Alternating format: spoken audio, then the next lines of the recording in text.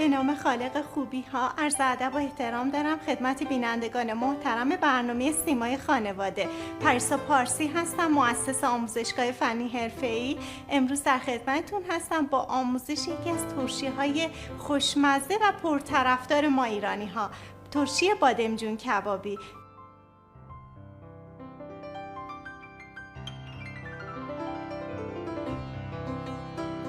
بادمجون قلمی 700 گرم، سرکه قرمز 300 میلی لیتر، زردچوبه 1 قاشق چایخوری، سیاه دونه 1 قاشق سوپخوری، گلپر 1 قاشق چایخوری، نمک 2 قاشق سوپخوری، فلفل تند 3 الی 4 عدد، سیر پوستکنده رنده شده 7 الی 8 حبه، گوجه فرنگی پوره شده 700 گرم.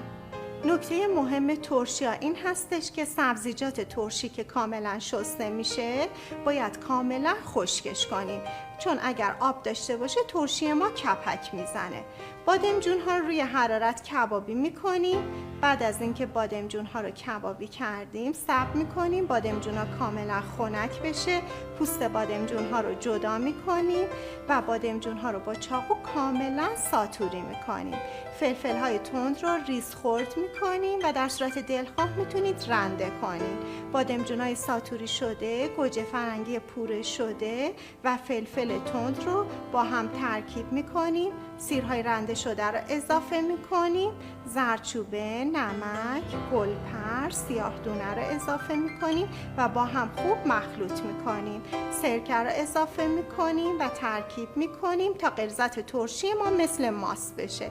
بعد مواد ترشی رو داخل شیشه میریزیم، در اون رو میبندیم.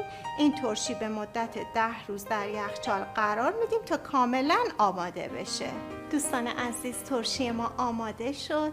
امیدوارم این ترشی بسیار خوشمزه رو درست کنید، در کنار عزیزانتون نوش جان کنید.